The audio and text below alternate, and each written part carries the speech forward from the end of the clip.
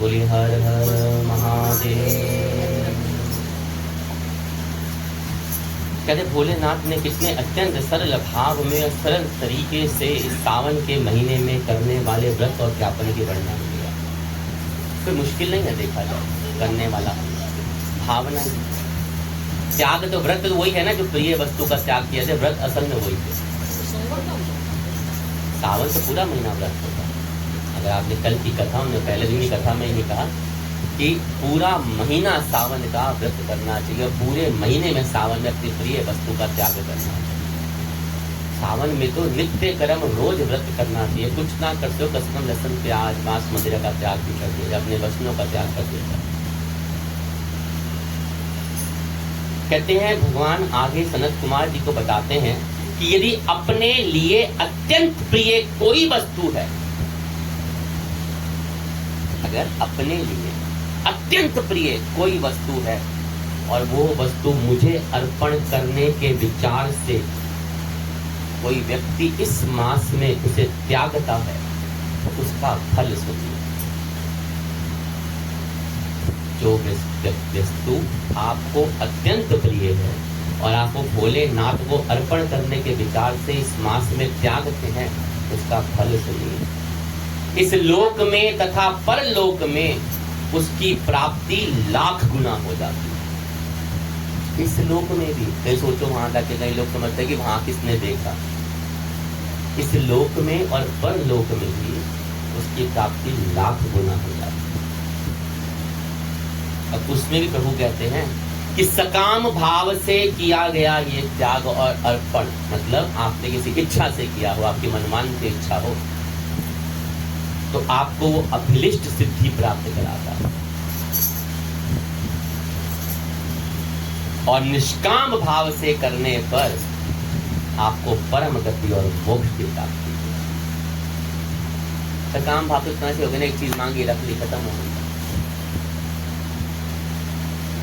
इस मास में रुद्राभिषेक करने वाला मनुष्य उसके पाठ के अक्षर संख्या से एक एक अक्षर के लिए करोड़ करोड़ वर्ष तक रुद्र लोक में प्रतिष्ठा प्राप्त करता है। इस महीने में रुद्राभिषेक करने वाला मनुष्य उसके पाठ के अक्षर संख्या से एक एक अक्षर, शब्द भी नहीं, एक एक अक्षर के लिए करोड़ करोड़ वर्ष तक रुद्र लोक में प्रतिष्ठा प्राप्त करता है। और पंचामृत का अभिषेक करने वाले से मनुष्य अमृतत्व को प्राप्त हो जाता है। बोलिए हर हर।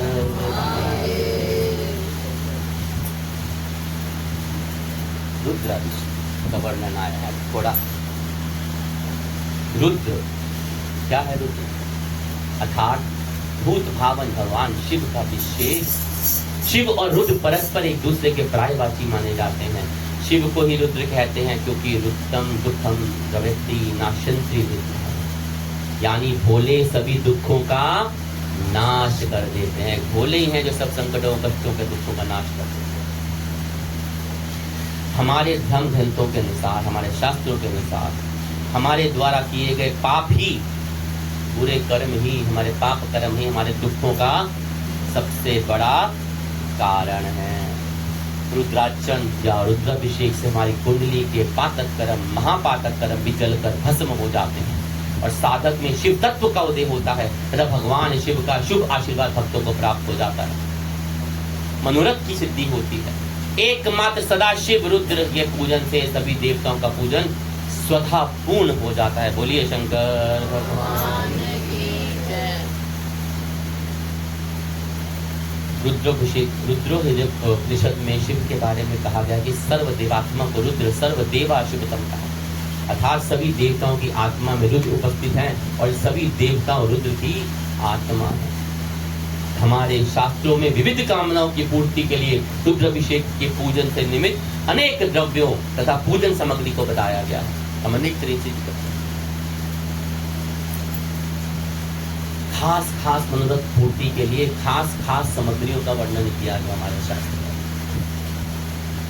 तो चलिए थोड़ा सा इस बारे में करते हैं ताकि आप सबको भी करने की इच्छा हो जाए अगर, तो आप इसका लाभ उठा सकें।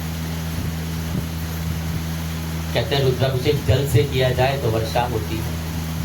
असाध्य रोग हो जाए, जो आपको कष्ट हो रहा हो, दुख हो रहा हो, ठीक नहीं हो रहा हो, उसे शांत करने के लिए कुशोदक से रुद्राभिषेक करना है, रुद्राभिषेक करना है। भवन वाहन की प्राप्ति के लिए दही से रुद्राभिषेक करना है। लक्ष्मी प्राप्ति करनी हो तो गन्ने के रस से रुद्राभिषेक करना चाहिए। धन में वृद्धि चाहिए, प्रॉस्पेरिटी, इनकम बढ़ानी हो तो शहद एवं घी, गाय के घी से रुद्राभिषेक करना चाहिए। बोले शंकर भगवान। तीर्थ के जल से अगर रुद्राभिषेक किया जाता है तो मोक्ष की प्राप्ति होती है, और इत्र के मिले हुए जल से रुद्राभिषेक करने से बीमारियों का नाश होता है। पुत्र प्राप्ति करने के लिए दूध से, और अगर संतान उत्पन्न होकर मृत हो जाती है या पैदा होते ही मर जाती है, जन्म नहीं लेती, तो उसके लिए गौ दूध से रुद्राभिषेक करना चाहिए। बोलो शंकर भगवान। रुद्राभिषेक से योग्य और विद्वान संतान की प्राप्ति होती है। इससे अगर हम दूध से अभिषेक करते हैं, ज्वर हो, मतलब ज्वर मतलब आपको बुखार हो, उतर नहीं रहा हो, बार बार चढ़ रहा हो, तो शीतल जल से या गंगा जल से रुद्राभिषेक कीजिए, और सहस्त्र नामों का उच्चारण करते हुए घी की धार से रुद्राभिषेक करने पे आपके वंश का विस्तार होता है। बोलो भोलेनाथ की। प्रमेह रोग जो स्त्रियों को हो जाता है, उसको ठीक हो जाए, शांत नहीं हो रहा तो दुग्धाभिषेक, दूध से अभिषेक करना चाहिए। शक्कर मिले दूध से अभिषेक करने पर जड़मती बुद्धि वाला भी विद्वान बन जाता है। इसकी बुद्धि है ना बहुत आकर्षक चलती है, जड़ बुद्धि जो होती है वो भी विद्वान बन जाता है। सरसों के तेल से अभिषेक करने पर शत्रु पर पराजित हो जाते हैं, उस पर विजय प्राप्त होती है। और शहद से द्वारा अभिषेक करने पर यक्ष तपेदिक जैसे रोग भी, तो यक्ष तपेदिक जैसे रोग भी दूर हो जाते हैं। बोलो शंकर भगवान। पातकों को नष्ट करने की कामना पर शहद से अभिषेक करें, और गौ दूध से और दूध की धारा घी से, गौ दूध से और शुद्ध गौ के घी से अभिषेक करने पर आरोग्यता प्राप्त होती है, आपकी सब बीमारी का आरोग्य हो जाता है। पुत्र की कामना करने वाले व्यक्ति को शक्कर मिश्रित जल से अभिषेक करें। पुत्र की कामना शक्कर मिश्रित जल से अभिषेक करें। और ऐसे तो अभिषेक साधारण रूप से जल से ही होता है। अगर आप कुछ ना कर जल से अभिषेक तो करिए, मुझसे जरूर। हमारे भोले नाथ तो भोले हैं। मेरा भोला है भंडारी जटाधारी अमली, मेरा भोला है भंडारी ओ जटाधारी अमली।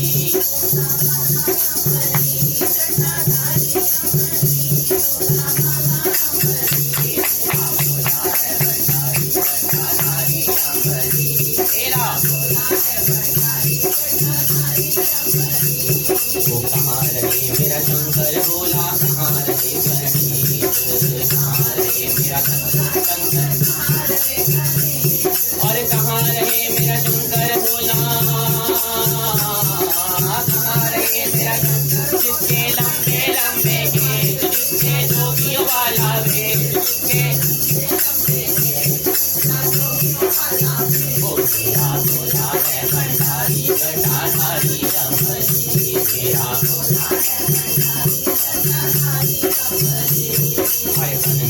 मेरा बैल नंदिया दूध लगे गणेश, वन में रहे मेरा बैल नंदिया मंदिर लगे गणेश। ऊपर के लाटा भोला शंकर, जिसके लंबे लंबे केश, जिसका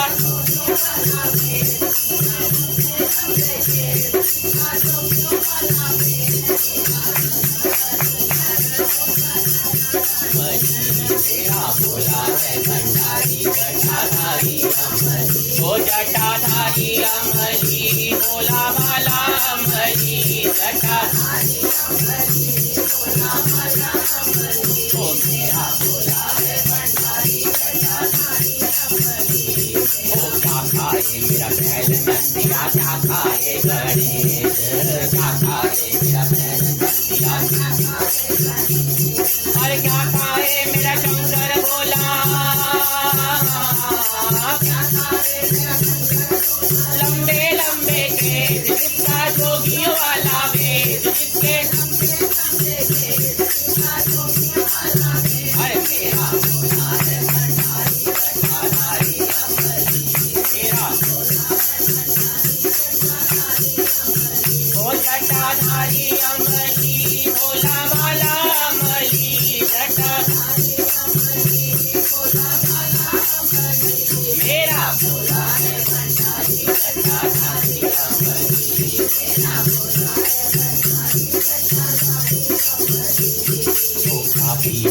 ओ घास खाए मेरा बैल नंदिया लड्डू खाए गणेश, घास खाए मेरा बैल नंदिया लड्डू खाए गणेश, और भंग पीले मेरा भोला शंकर, हाँ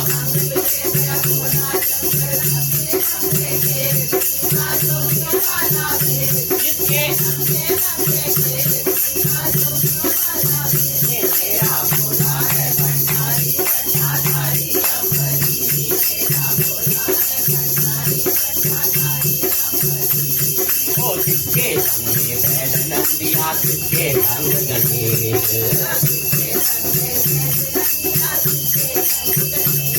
और किसके संग में भोला शंकर, हाँ किसके लंबे वो जिसका जिसके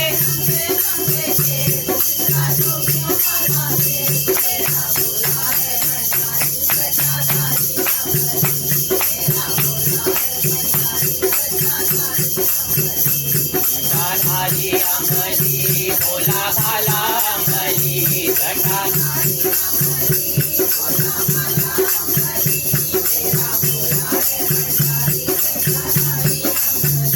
मेरा भोला है भंडारी, हर कार्तिक संग में बैल नंदिया ऋषि गणेश,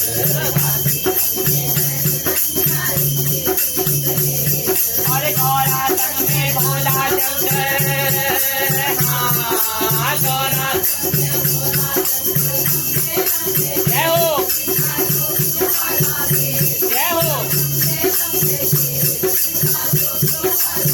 ओ मेरा भोला है भंडारी जटाधारी अमली, मेरा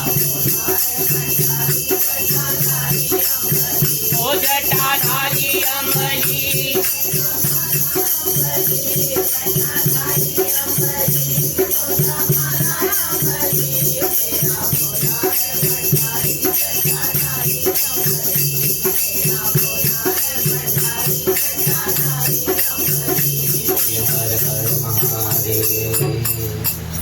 कथा को आगे बढ़ाते हुए भगवान सनत कुमार जी को बोलते हैं, अभी तक तो भगवान ने व्रत का उपाय बताया, नियम बताया, लाभ बताया कैसे करते हैं, फिर किसका बताया, उन जो अपनी परम चीज का त्याग प्रभु के लिए करता है और उसको पूरे महीने त्याग के उसको अर्पण करता है, उसका बताया, उसको व्यापन का तरीका बताया।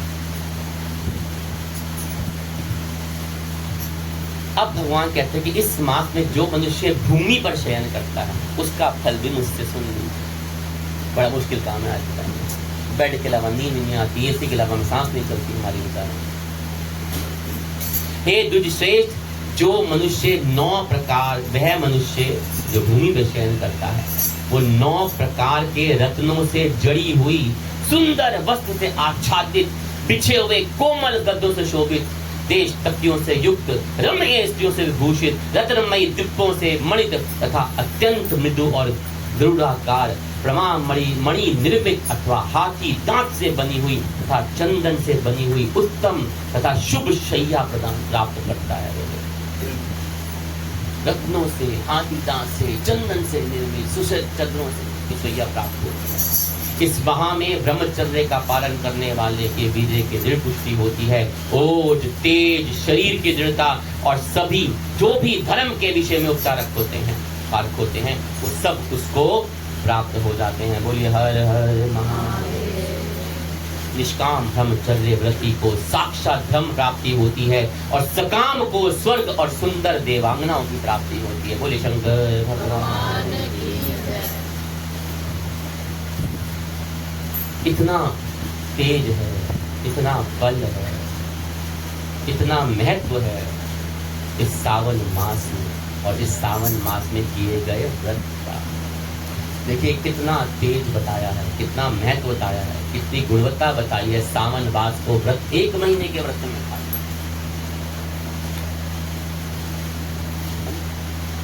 कितना महत्व भगवान शंकर खुद बता रहे हैं, वो भी संक्षिप्त में बता रहे हैं।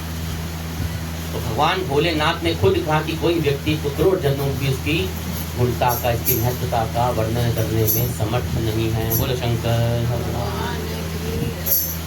इस मास में दिन रात अथवा केवल दिन में या अथवा केवल रात में इस समय मौन धारण करने वाला व्यक्ति महान वक्ता हो जाता है। बड़ा मुश्किल काम है औरतों के लिए। अब वो कहोगे रात तो बहुत आसान है, लेकिन रात का मतलब होता है सूर्य उदय होने पे और सूर्य ढलने पे दिन, और सूर्य ढल जाए उससे सूर्य उदय तक रात। हाँ, सूर्य छुपने पे दिन, वो सोते हुए रात नहीं होती। और सूर्य 6 साढ़े 6 छुप जाता है, अगले दिन 6 बजे उदय होता है, 5:30 जब निकल जाए ना तब तक मौन। अब देखिए बहस तो मैं करता नहीं, स्त्रियों से बहस तो ब्रह्मा जी भी नहीं कर सके, ने बनाया। एक दिन करके दिखाइएगा, माता पता चल जाएगा। अकेले रहने को पता चल जाता है। बोले हर हर। कहते हैं ऐसा व्यक्ति अगर दिन रात पूरे महीना करना है, एक दिन नहीं करना, ये पूरे मास की व्रत है भैया। आ गया माता जी का हाथ ऐसे दूर से बाय बाय कर दे। वो भाषण देना सबको बड़ा आसान होता है, ऐसे ऐसे दूर से ही कर दिया। दिन रात अगर सावन महीने में व्रत किया जाए, मौन धारण किया जाए, नहीं कर सकते तो केवल दिन में पूरा सावन का महीना या पूरा सावन का महीना केवल रात में, लेकिन सूर्य अस्त से सूर्य उदय तक मुंह से भी नहीं करनी होती, ये भी मौन टूट जाता है। बांधा चुप शांत। और मौन का मतलब नहीं लिखा पढ़ी करके अपनी रामायण सुना दे दो, मतलब ध्यान से अपने प्रभु भजन में होना चाहिए। वो उत्तम महान वक्ता हो जाता है। व्रत के अंत में घंटा और पुस्तक का दान करना अति शुभ माना जाता है। घंटा तो पता ही आपको, और पुस्तक कोई भी कोई शिव पुराण हो, रामचरितमानस हो। मौन व्रत के महात्म से मनुष्य सभी शास्त्रों में कुशल तथा वेद वेदांत में पारंगत हो जाता है। मौन देखा ना, ऋषि मुनि साधु सन्यासी, यहाँ तक कि जो भगवान को मौन धारण करते हैं, खुद से खुद की पहचान, शांति है।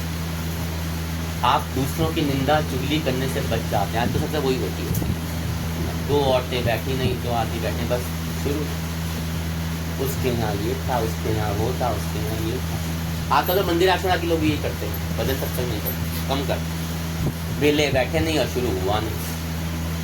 अभी कहो भजन बोलना है तो सबके मुंह में आवाज नहीं निकलेगी, फिर कहो तो उसकी बुराई करो। देखो सारे क्या मछली बाजार बना देती हैं, सारी की सारी देवियाँ बैठी होती जितनी आती सत्संग में, और सच्चाई है।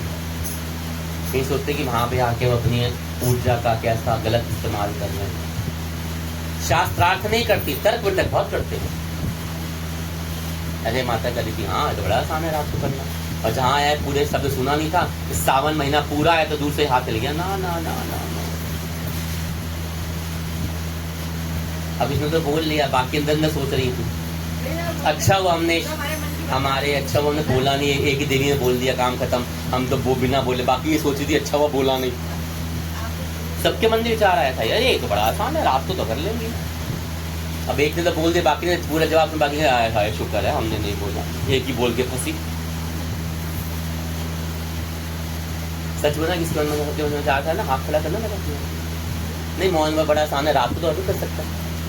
आया था सबके मन में विचार, आया था ना। हाँ, सच्चाई बोलने वाले लोग ऐसे होते हैं। तो देखने तो माना कि उनमें विचार रात को बड़ा आसान है, लेकिन उसके बाद ये सुना कि सूर्य अस्त से सूर्य उदय तक रात है, तो बताओ। बोले हर हर। कहते हैं ऐसा मौन व्रत जो धारण करता है वो वेद शास्त्र में बड़ा कुशल होता है, वेद में बड़ा पारंगत हो जाता है, और उसकी बुद्धि जो है देव गुरु बृहस्पति के समान हो जाती है। मतलब ज्ञानी पुरुष हो जाता है, विद्वान हो जाता है। बुद्धि का सही इस्तेमाल, देव गुरु बृहस्पति बन जाएगा, मतलब बुद्धि का सही इस्तेमाल हो जाता है, सही सलाह सही ज्ञान पूर्वक होता है। मौन धारण करने वाले का किसी से कलह कलेश नहीं होता, क्योंकि मौन व्रत अत्यंत उत्कृष्ट है। आप मौन धारण करते हैं तो अपने से खुद की पहचान बड़ी होने लग जाती है, शांति की प्राप्ति होने लग जाती है। बड़ा मुश्किल, लेकिन जब आप परंगत को आनंद आने लगता है, स्वधाय शुरू होता है। देखो इसमें कितनी कितनी चीजें बताई गई हैं। पहला तो आपका सबसे बताया कि आपको व्रत करना है, त्याग करना। और सबसे उत्तम भगवान ने कल भी बोला, आज भी बोला कि आपको जो सबसे प्रिय वस्तु हो उसे त्यागना है और उसको दान और अर्पण करना है अपने गुरु ब्राह्मण को, जो कथा सबसे उत्तम व्रत माना। अब एक दिन नहीं, पूरा महीना सावन। भोलेनाथ को मनाना इतना आसान थोड़ी है। वो है भोला, लेकिन जो भोला होता है ना जल्दी काबू नहीं आता, और जब वो काबू आ जाता है ना तो सब कुछ दे देता है। ऐसे थोड़ी मिल जाएगा। तुम्हारे घर में नटखट बच्चे होते ना, मना के देखा, और वो तो जगत पता है। एक बड़ी उसमें आता है ना, भोले को कैसे मनाऊं रे मेरा भोला ना माने, भोले को कैसे मनाऊं रे मेरा भोला ना माने, भोला ना माने मेरा शंकर ना माने, भोला ना माने मेरा शंकर ना माने। अरे भोले को कैसे मनाऊं रे मेरा भोला ना माने,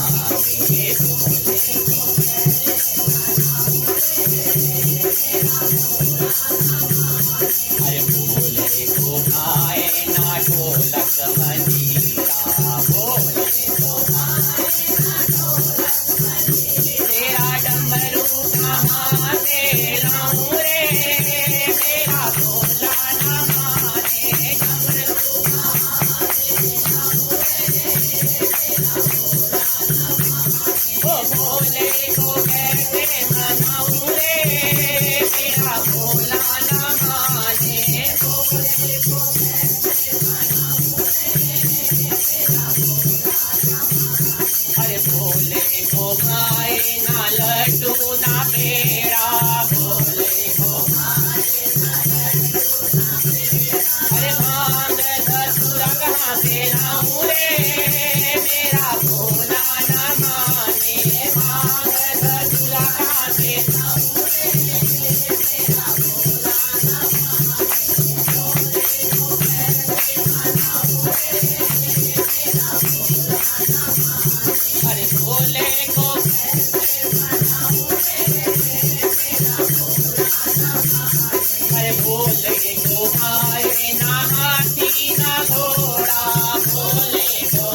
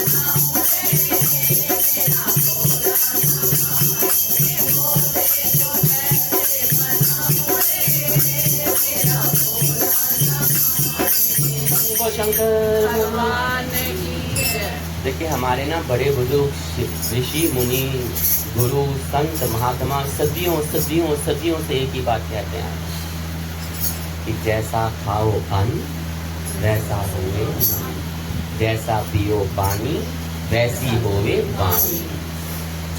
ठीक है ना। अब इसी तरह व्रत में भी बड़ा फर्क पड़ता है।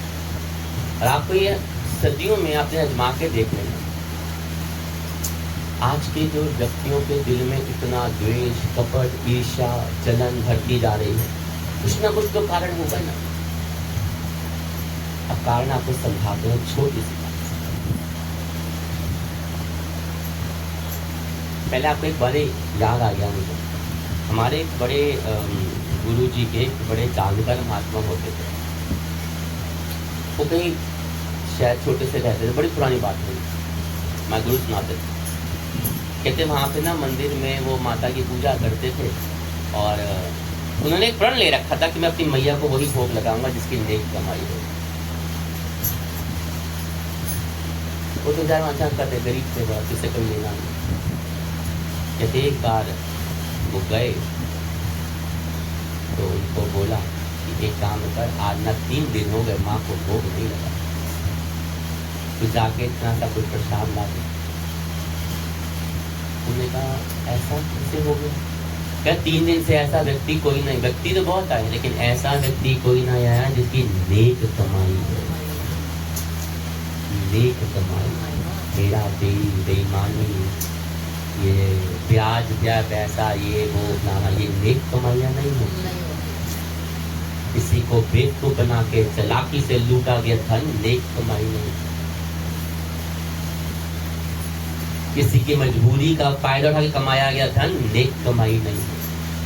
कहते आंख में आंसू आ गए कि आज जब उन्होंने लाए थोड़ा, कहते थोड़ा सा उन्होंने कहा ज़्यादा नहीं कि 250 ग्राम मिला दे, तो 250 ग्राम वो कभी बढ़ती है पे लेके गए तो देख रहे थे वहाँ तो कहते मेरी आंख से तो आंसू क्या निकले जब उन्होंने मैया को भोग लगाया। उस संत महात्मा के आंख से आंसू झरझर के कि माँ ऐसी परीक्षा कर दी क्या 3 दिन बाद तुझे भोग अर्पण हो रहा है। और वो 3 दिन ना भोग अर्पण किया ना उन्होंने खुद कुछ खाया।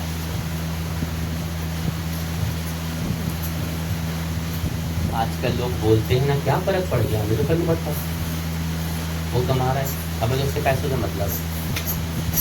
आपको कथा सुना, अगर समझ आ जाए तो हर हर महादेव, वरना हर हर महादेव। आप पैसा कहाँ से कमाते हो वो बहुत जरूरी है, किस तरह से पैसा कमाया जाता है वो बहुत जरूरी है, और उसका असर आपके घरों में दिखता है।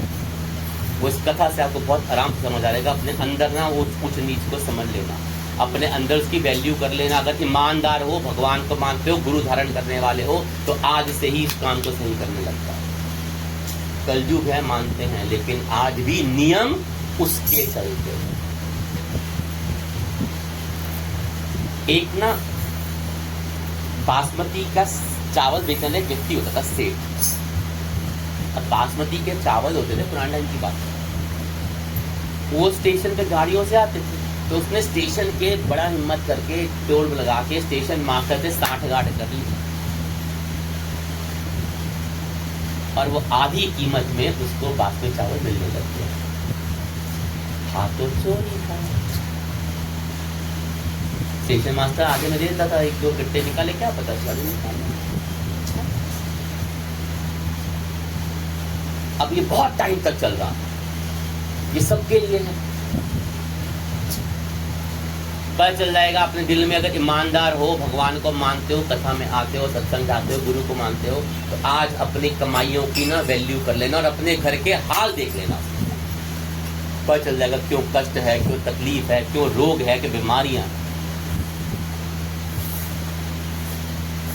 अब बहुत टाइम हो गया, सेठ के अंदर ना एक भावना उठी कि प्रभु बहुत वक्त से इतना पाप कर रहा हूं, थोड़ा धर्म कर्म कर लेता तो होगा, सब कर्म जाएगा। उसने उसी बासमती चावल से जो वो लाता था खीर बनवाई, पकवान बनवाए चावल, और एक अच्छे से विरक्त साधु को बड़ा ही परम ज्ञानी था, विरक्त था, उसको अपने घर में आमंत्रित करके लाया भोजन को।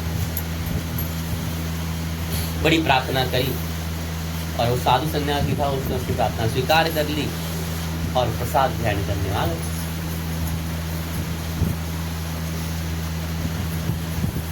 कथा बड़ी ध्यान से सुनना।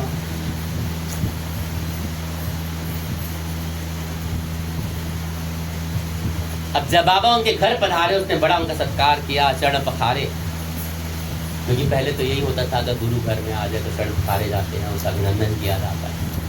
आजकल तो राम राम करके निपट जाते।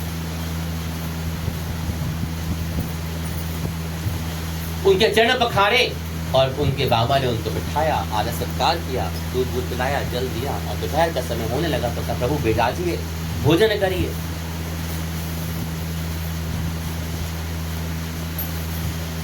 अब उनको उन्हीं चावलों के जो पकवान बना था, चावल और खीर बना था, वो उनको खाने को दिए। बोलिए हर हर महादेव।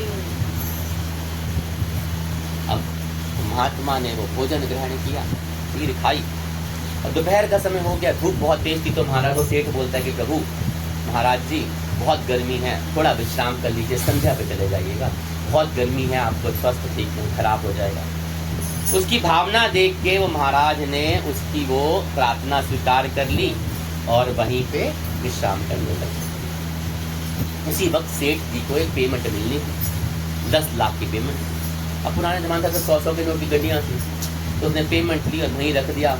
जब वहाँ रख दिया, उसने कहा साधु महाराज उस कमरे में, वही साधु महाराज को सुला दिया, रात भाला के बैठ गए। अब उसी कमरे में 100 की गड्डियाँ 10 लाख की रखी तो बहुत ज़्यादा होंगी। अब बाबा विश्राम कर रहे थे, दरवाजा बंद था, बाबा विश्राम करने लगे। जब थोड़ी सी खीर पेट पे पहुंच के हजम होनी शुरू हुई ना, तो साधु बाबा के मन में विचार आया कि बड़ी गड्डियां रखी हुई हैं, 100 की गड्डियां हैं, अगर 1-2 झोले में रख लूं तो क्या पता चलेगा किसी को। विरक्त साधु, मेरी एक एक शब्द पे ध्यान देना, उसके बाद बताऊंगा।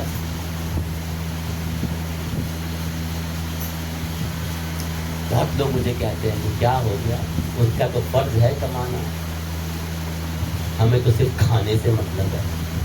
अब पता चल जाएगा, अगर ईमानदार होगा तो दिल में निकालोगे कैसी कमाई किस तरह से लाई के खा रहे हो और उसका असर क्या भोग रहे हो, वो सब अपने दिल में नाप तोल लेना। और अगर उसके बाद भी कुछ शर्म बाकी हो तो वही करना जो शास्त्र कहते हैं, और नहीं तो हर हर महादेव। रख लो झोले में 2 गड्डियां, क्या पता चले, इतनी तो गड्डियां पड़ी, 10 लाख की गड्डी थी।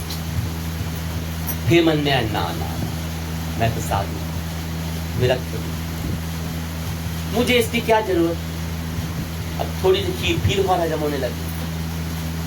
फिर मन में आया एक उठा लेता, किसी को क्या पता चलेगा। फिर मन में विचार आया ना, मैं तो साधु विरक्त हूँ, कुटिया में रहता हूँ, मुझे क्या पैसों से लालच, क्या करना है। फिर डकार आया, खीर हजम हो गई। साधु से रहा नहीं गया, साधु ने एक गड्डी उठाई और झोले में डाल दी। बोली शंकर।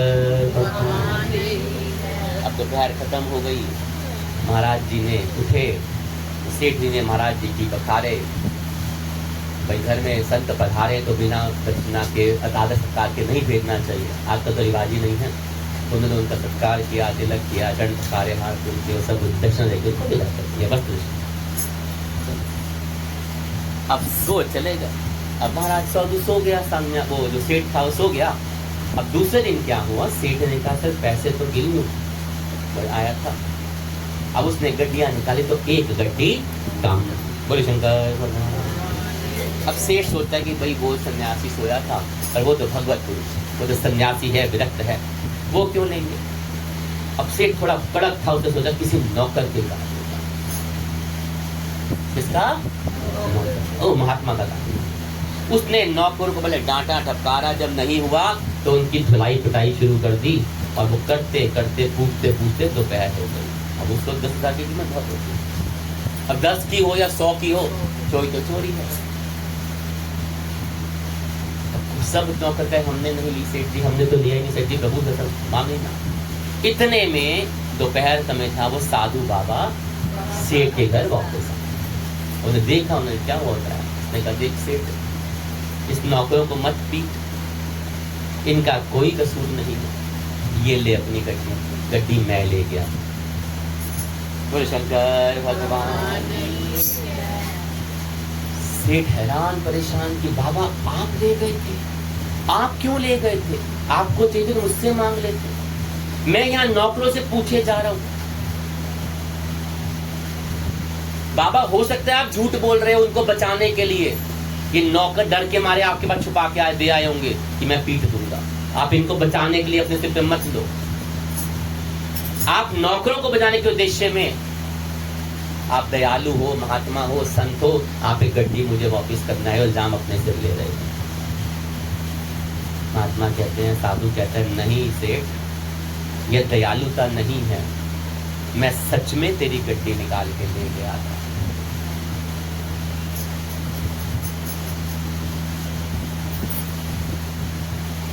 साधु कहता है, तो सेठ ने कहता कि महाराज मुझे समझ नहीं आया, आप ले गए थे फिर आप वापस भी ले आए।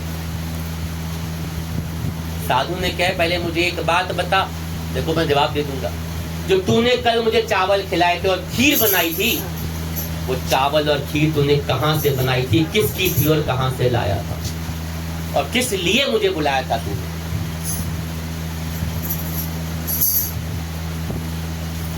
सेठ ने सारी बात बताई कि मैंने स्टेशन मास्टर सेटिंग कर रखी है, चोरी का चावल जिससे खरीदता हूँ, मुझे फायदा होता है, उसको भी होता है, और मुझे दिल में था कि पाप, मैंने उसी चावल से वो चावल और भोजन बनाया और खीर बनाई, फिर वही आपको कराया। साधु बोले, बेटा चोरी के चावल की खीर थी, बेईमानी के पैसे की खीर थी, वो जैसे खीर मेरे अंदर गई, मेरे मन में वो भाव उत्पन्न हो गया और मैं जब वो गड्डी चुरा के ले गया। बोले शंकर।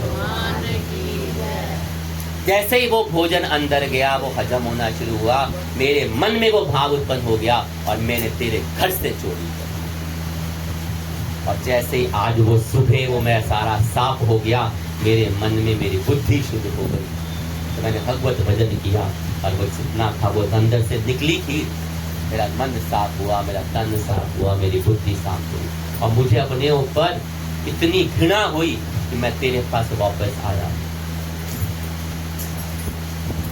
कि हे भगवान, ये क्या हो गया मेरे से, ये मेरे इष्ट, ये प्रभु क्या हो गया। मेरे कारण उन बेचारे नौकरों को क्या बीत रही होगी। मेरे दिल में ये भाव आ गया था उस वक्त, मेरे कारण उन नौकरों पे क्या बीत रही होगी। मैं अपने आप को सोच रहा था, इसलिए उठा, भगवत भजन पूरा करते उठा, चलता और तेरे पास आया कि अपनी गड्डी वापस। इसीलिए कहते हैं ना, जैसा खाओ अन्न वैसा होवे मन, जैसा पियो पानी और वैसी होवे वाणी। हमें बहुत लोग कहते हैं ना, हमारे यहाँ कुछ नहीं खाते पीते नहीं, कारण समझ आया। जैसी शुद्धि वैसी बुद्धि, और जैसे विचार वैसा तुम्हारा संसार। बाहर से कुछ नहीं होता, तुम जैसे विचार रखोगे ना, तुम्हारा संसार, गृहस्थी, परिवार वैसा ही बनेगा। तुम दूसरों के लिए घृणा रखोगे, द्वेष रखोगे, कपट रखोगे, तुम्हारे परिवार में उतना ही बढ़ेगा।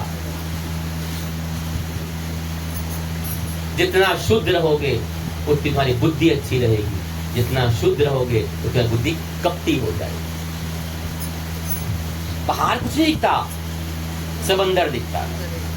जिस पैसे का तुम रोटी खाते हो, कपड़ा पहनते हो, जेवर पहनते हो, अपने घर में आचरण करते हो और अंदर लेते हो ना, तुम्हारे परिवार के घर में सब वैसा ही दिखेगा।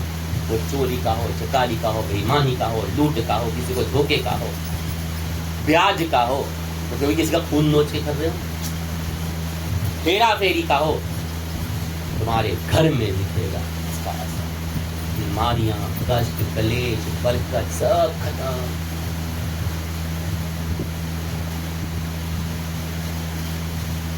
सोचना, अपने घर जाके सोचना। इसलिए हमेशा एक बात ध्यान रखो कि नीति के मार्ग से, धर्म के मार्ग से, ईमानदारी के मार्ग से कमाओगे, उसका भोजन करोगे, उसका दान करोगे तो वो फलता है। अन्यथा तुम करोड़ों दान कर दो, कोई फायदा नहीं होता, तुम्हारे पाप ही पाप कर दो। इसीलिए तो कहते हैं जैसा खाओ अन्न वैसा होवे मन, जैसा पियो पानी वैसी होवे वाणी, और जैसी शुद्धि वैसी बुद्धि, और जैसे विचार वैसा संसार। बोले हर हर महादेव, शंकर भगवान की जय।